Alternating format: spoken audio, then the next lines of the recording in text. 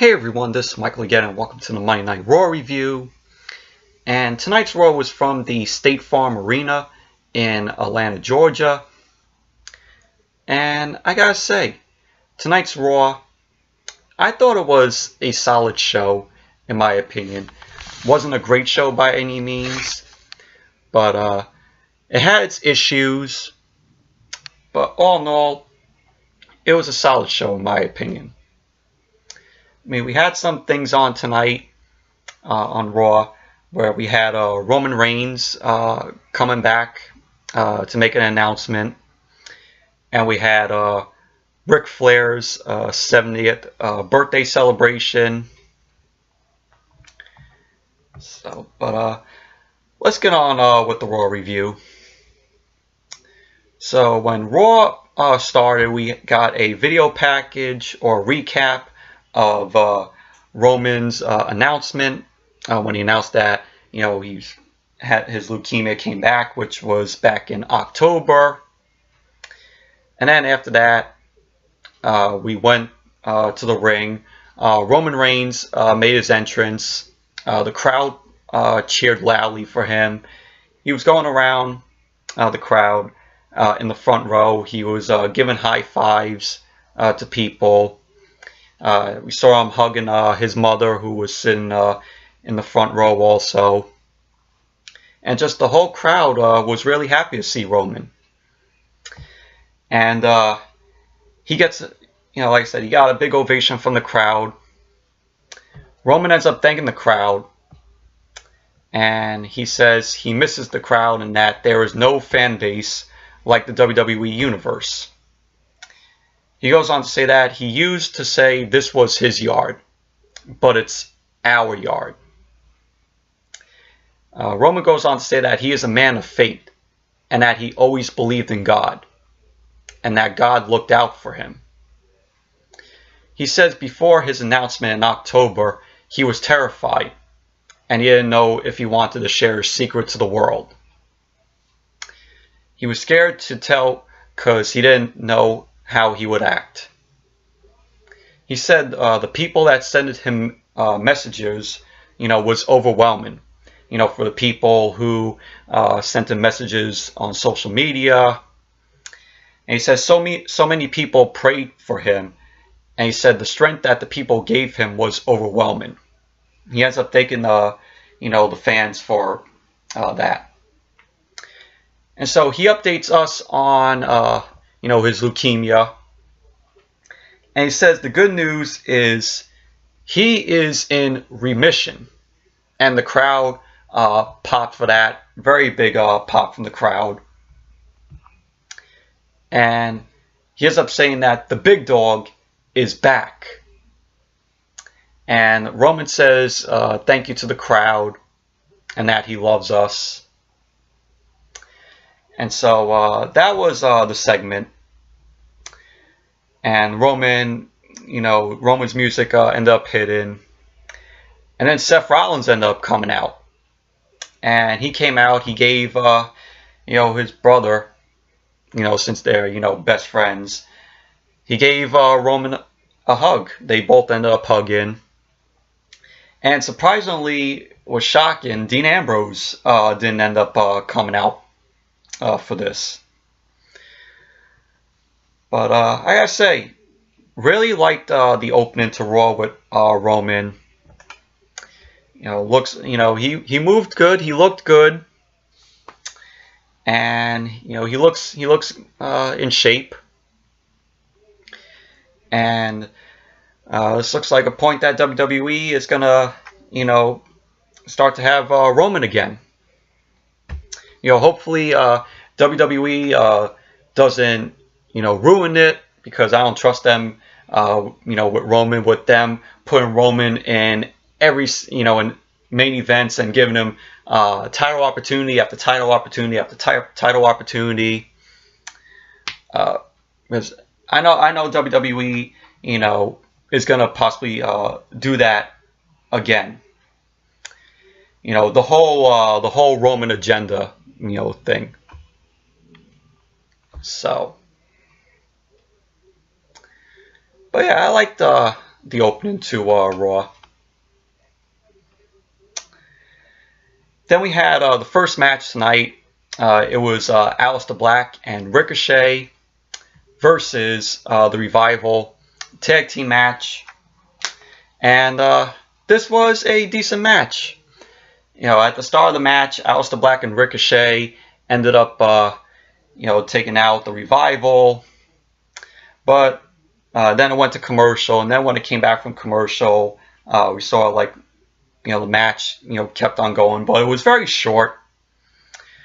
But Aleister Black and Ricochet ended up winning the match. Aleister Black ended up hitting the Black Mass on Scott Dawson.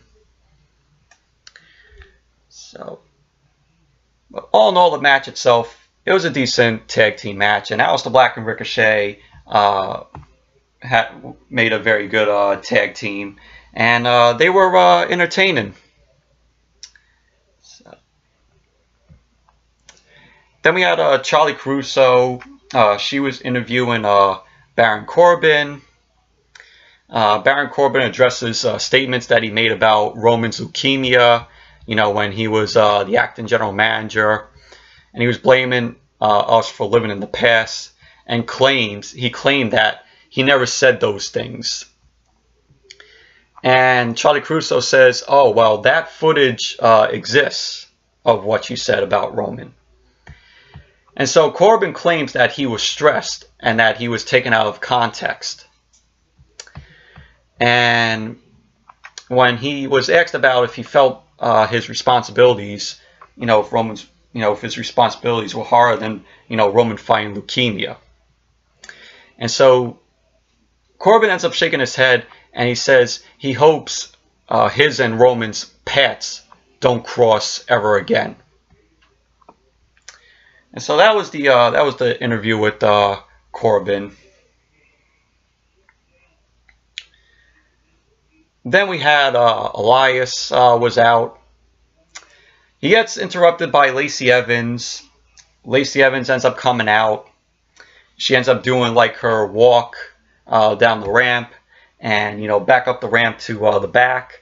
And I heard this is to get Lacey Evans. This is for the crowd to boo Lacey Evans, so, you know, they get sick and tired of her just coming out, walking down the ramp, and then walking back up the ramp to, you know, to the back.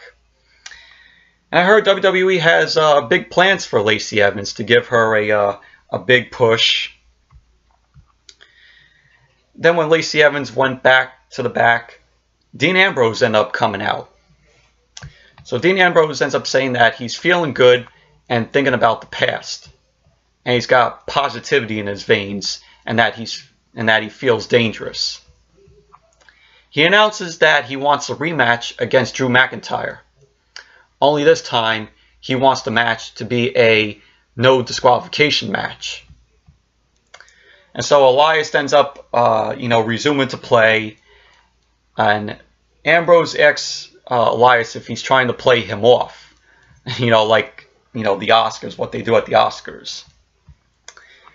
And Elias says, you know, Atlanta is fascinating, and that, you know, he then goes on to talk shit about, you know, their sports team.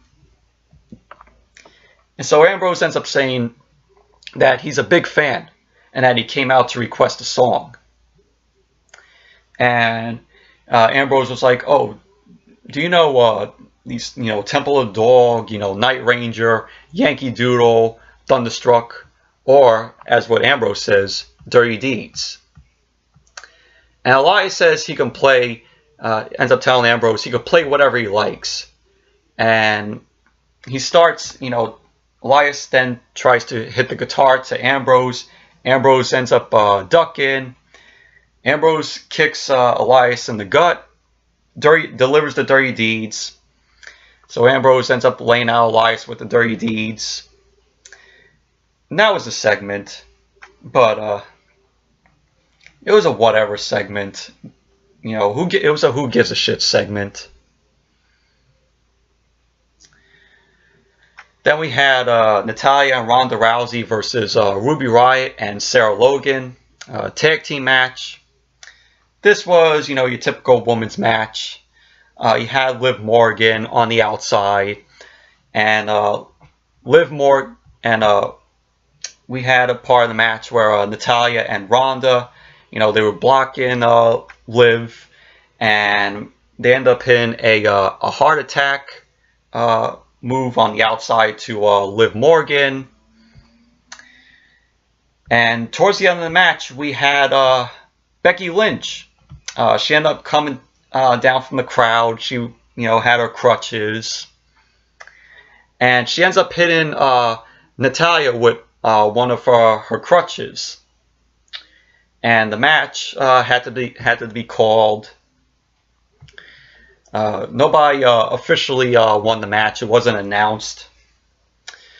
So then we see a brawl then ensued between Ronda and Becky.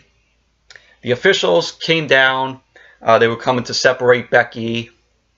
Security also came out. And Ronda ended up fighting off the security in the ring. Then we saw the Atlanta police. They ended up coming out. They ended up taking Becky and putting her in handcuffs. And this is reminding me of, you know, I've seen this before.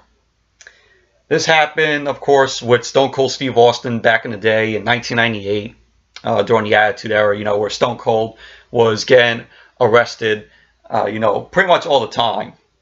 As what we see, Austin was, you know, arrested a lot of times back then in, you know, storylines. So yeah, so this is nothing new. You know, WWE was just taking, you know, a storyline that they did back in the day, and, you know, with Stone Cold Steve Austin, and they're making, you know, Becky be, you know, Stone Cold right there, and getting arrested. So I mean, it was announced, you know, that, you know, Becky was possibly going to be at Raw, that she was going to get arrested. It was in the articles that I read. Originally, I thought that Becky was going to have a part in Ric Flair's 70th birthday celebration, where I guess she would attack Flair. But unfortunately, that didn't happen. So we got this tonight. But all in all, Natalya and Ronda versus Ruby Riott and Sarah Logan. It was your typical women's match. And then when Raw came back from the commercial, we saw Natalya was being helped. You know, Ronda was there helping her. Ronda then comes back to the ring, and she gets on the mic, and she demands Vince to come out. And unfortunately, Ronda ended up getting Stephanie. And so Stephanie comes out, and Ronda says, you know, she knows she's here to do, you know, Ronda knows that Stephanie is here to do Vince's bidding. And she says to Stephanie that she wants Becky reinstated. And so Stephanie says getting Becky reinstated is the least of her problems, because she ends up saying to Ronda that Becky has been arrested. And so Ronda ends up telling Stephanie that she wants the charges dropped. And she ends up telling Stephanie to go tell Vince to get it done. And Stephanie says she doesn't know how many times she has to do it. And she says to Ronda that her opponent at WrestleMania is Charlotte. So Stephanie goes on to say that Becky is a loose cannon, and that she's unprofessional, and that Becky Lynch did this to Becky Lynch. Oh, so we're using, you know, what Vince did back in the day in 1997, where, you know, he did that interview with JR, where he was like, Brett screwed Brett. Only now it's Becky Lynch did this to Becky Lynch. So Stephanie says instead of being on the road to WrestleMania, she's on the road to jail, Becky. And so Ronda says, you know, having Becky Lynch back in the match is best for business, and everybody wants her. You know, everybody wants her Becky and Charlotte as the first ever women's main event at WrestleMania.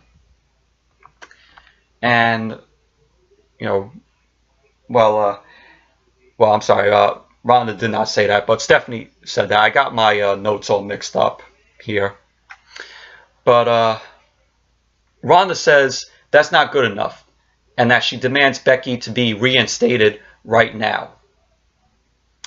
And so Stephanie asks, who she thinks, who Ronda thinks that she's talking to. So Stephanie mentions to Ronda that she is her boss, and that Ronda works for her. And she ends up saying Vince was right, and she says, nobody is bigger than WWE. Ronda says that that Stephanie doesn't control her, and that she's not like everyone else. She goes on to say that she's bled enough to be fed for life, and that she's not her worker. She's Ronda Rousey, and that she is the Raw Women's Champion, and she will carry that title against the best of the best. She goes on to say if she's just if she's just defending the title against the Chosen, it's just it's just the belt. And so we see Ronda ends up setting the title down, and she ends up leaving without it, making it look like that she's relinquishing the Raw Women's Championship, which unfortunately she can't, because the match is set for WrestleMania. So I don't know why they're doing this, since the match is set in stone for WrestleMania.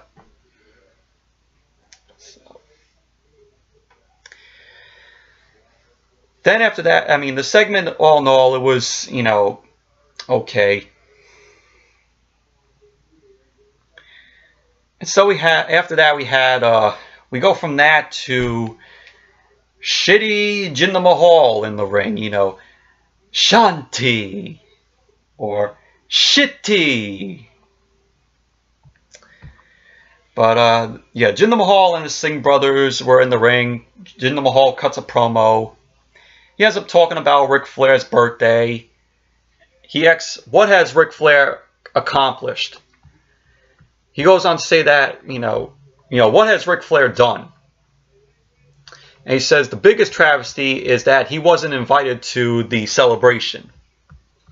He goes on to say that you can't have a celebration without the modern day Maharaja. And so he issues a challenge to any superstar that was invited to Ric Flair's celebration. And he goes on to say, as far as he's concerned, the party is over. And so Kurt Angle ends up issuing the challenge. So we had Kurt Angle versus Jinder Mahal. This was I don't give a shit match. Kurt Angle was just working on Jinder Mahal, suplex to Jinder Mahal, knocks off the Singh brothers.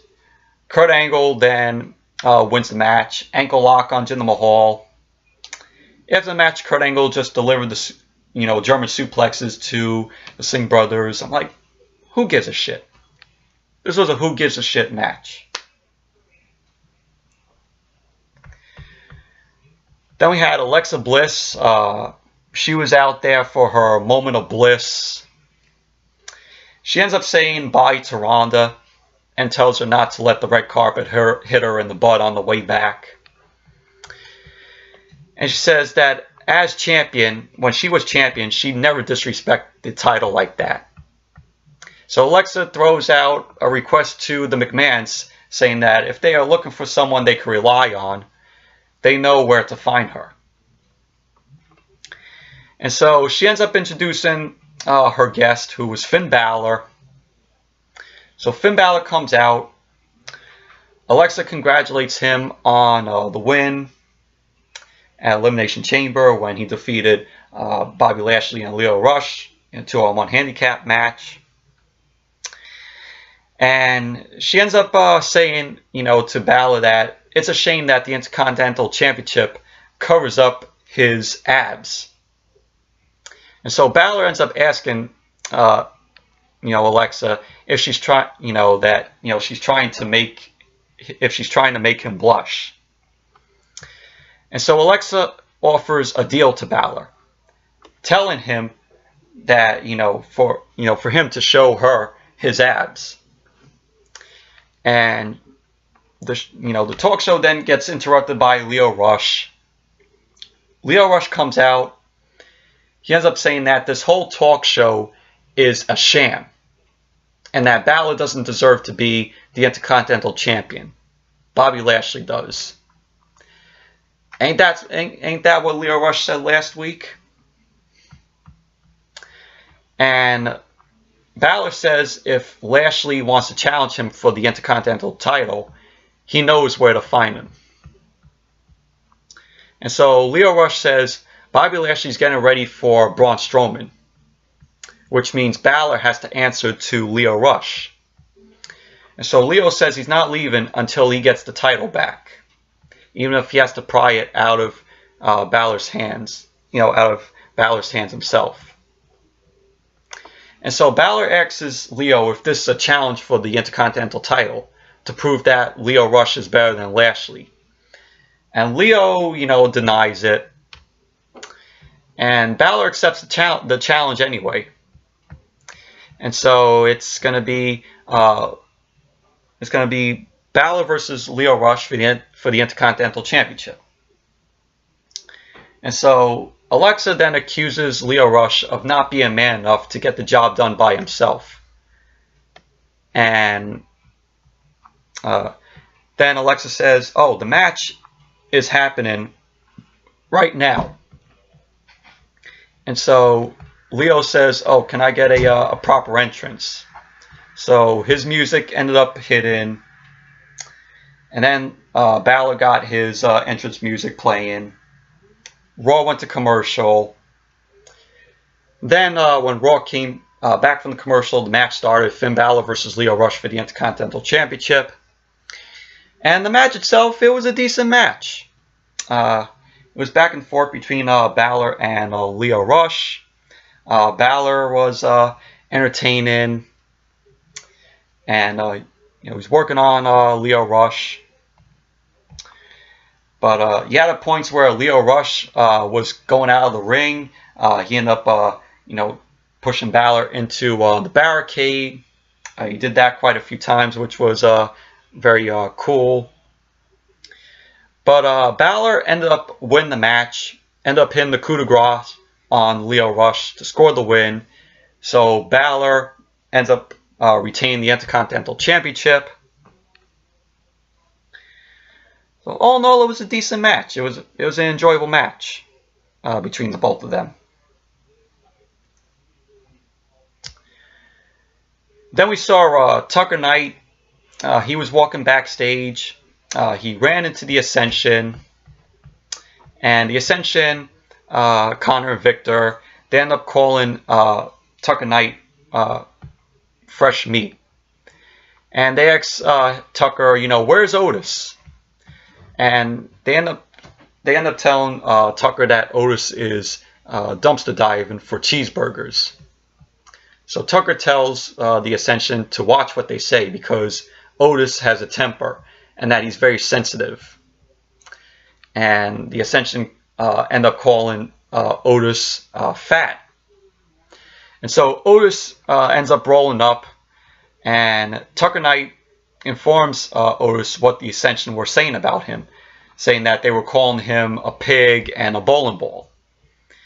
And so Otis is in a rage, and what was really hilarious was he ends up blasting both Connor and Victor into cases. And so Otis ends up telling them that's what you get when messing with heavy machinery. But it was hilarious when Otis just blasted both Connor and Victor. It was really funny. But I like Heavy Machinery. They're a very fun tag team, very entertaining. Otis Dozovic is funny. So, but all in all, it was a funny backstage segment with them. When Otis came in. Then we have Bobby Lashley versus Braun Strowman. Before the match started, well, it wasn't really a match anyways. Bobby Lashley was pissed at Lio Rush because Lio Rush didn't get the job done again. And pretty much basically it was just when Braun Strowman came out, Lashley ended up attacking Strowman. And it was just Lashley taking down Strowman. Strowman ended up getting up, does his shoulder tackles to Bobby Lashley and Lio Rush. Pretty much that was basically it. Match never got underway. So sorry about that, but I was saying the match didn't get underway with Bobby Lashley and Braun Strowman. Then we had Charlie Caruso. She was interviewing Seth Rollins. Seth Rollins was saying he got extra pep in his step tonight. He goes on to say that he's been thinking about Brock Lesnar constantly the last few weeks, and he goes on to say that WrestleMania is the biggest match of his life against Brock Lesnar. Seth goes on to say that he promises he's going to leave with the Universal Championship.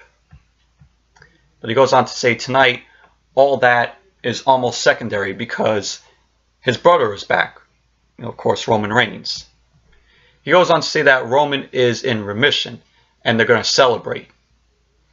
Seth says that he's got an ice cold beverage waiting and he's going to burn it down in a different way. So that was the interview with Seth Rollins. Then we saw Ric Flair and his wife. They end up getting out of the limousine. They end up coming into the arena. Then we had Drew McIntyre versus Dean Ambrose. No disqualification match. Match itself, it was okay. It was back and forth between them. Towards the end of the match, you had Elias end up coming out. He ended up hitting Ambrose with the guitar after what happened earlier in the night. And Drew McIntyre ended up winning the match. Ended up hitting the Claymore kick to Dean Ambrose. So Drew McIntyre wins the match. Then after the match, we had Corbin, Bobby Lashley, Drew McIntyre, and Elias. They end up being down on Ambrose. Seth Rollins' music hits. Seth ends up coming out. He had a chair in his hand. Sorry about that, but I was saying Seth Rollins ended up coming out. He had a chair in his hand. And Roman Reigns ended up coming out. He's ready to go. Lashley and Corbin were taken out outside. You have Roman Reigns end up Superman punching McIntyre and Lashley. Elias end up receiving the stomp from Seth Rollins. And then we saw Roman. He was getting ready. He was getting fired up. And he ends up spearing Elias. And so that was basically what happened. And we saw Seth and Roman. They left the ring. Ambrose got himself up. And they end up looking at each other. Seth and Roman were looking at Ambrose in the ring. So it looks like that WWE is possibly planning another Shield reunion. Another reunion that we don't need. How many reunions have we got with the Shield already? Uninteresting. How many times are we going to see the Shield, have, reunions and reunite? We don't need it. Then we had Bayley versus Nia Jax. This was a boring match. We had Tamina and Sasha Banks out there on the floor. We had Bayley doing her best to take down Nia. We had Nia end up running through Bayley, taking her down. And Bayley was just, Nia was just throwing Bayley around. And then we had, Sasha. She ended up, ducking out of the way because Tamina was going after her. Tamina ended up going over the steps. And, Nia was grabbing on Sasha's hair. And then Bayley ended up hitting a elbow from the top onto Nia. And so Bayley ended up winning the match. So all in all, it was a boring match, in my opinion. And of course, at Fastlane, we're going to get Sasha and Bayley versus Nia Jax and Tamina for the women's tag team titles. So that's what we're going to get at Fastlane. And so then after that, we had the Ric Flair 70th birthday celebration. We had balloons in the ring. We had a cake that said 70th birthday. We had Triple H coming out saying things are usually hectic on Mondays, but they're on the road to WrestleMania. On the road to WrestleMania, things get a little more hyped up. And he ends up mentioning, Roman Reigns returning, Ronda Rousey laying the Raw Women's Championship in the ring with the ultimatum, or Becky Lynch being arrested. And he says all that pales in comparison to the reason they're here.